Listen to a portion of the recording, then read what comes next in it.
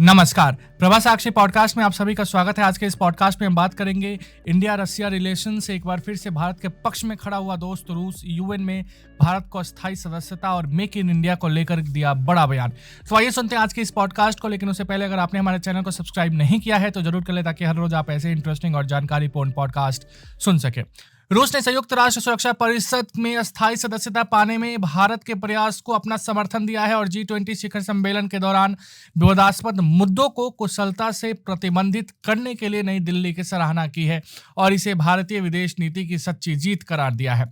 UNSC में वर्तमान में 5 अस्थायी सदस्य और 10 अस्थायी सदस्य शामिल हैं। भारत ने उभरते वैश्विक परिदृश्य के अनुरूप संयुक्त राष्ट्र में सुधार की आवश्यकता पर बल देते हुए यूएनएससी में अस्थायी सदस्यता की लगातार वकालत की है। मौजूदा अस्थायी सदस्यों में यूके, चीन, रूस, अमेरिका और फ्रांस शामिल हैं। रूसी विदेश मंत्री सर्गेई लावरोव ने अपने भारतीय समकक्ष एस जयशंकर से बातचीत में कहा कि हम संयुक्त राष्ट्र सुरक्षा परिषद में अस्थायी सदस्य के रूप में शामिल होने के लिए भारत की उम्मीदवारी का समर्थन करते हैं।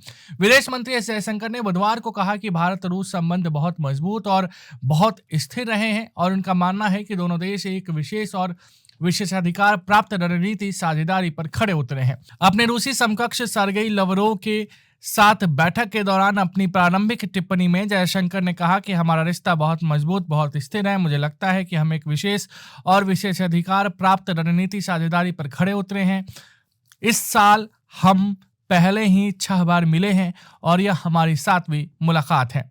लावरोव ने कहा कि इस साल की शुरुआत में नई दिल्ली में हुआ G20 शिखर सम्मेलन भारत की विदेश नीति की सच्ची जीत थी। यह बहुपक्षीय कूटनीति की जीत थी जो निर्णायक हद तक संभव हो गई, क्योंकि G20 अध्यक्ष के परिणाम दस्तावेज को एक तरफा बनाने की अनुमति नहीं दी गई।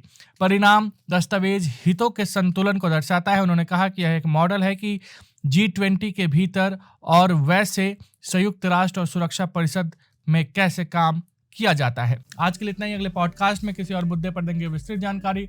जोड़े रहिए प्रभा साक्षी के साथ।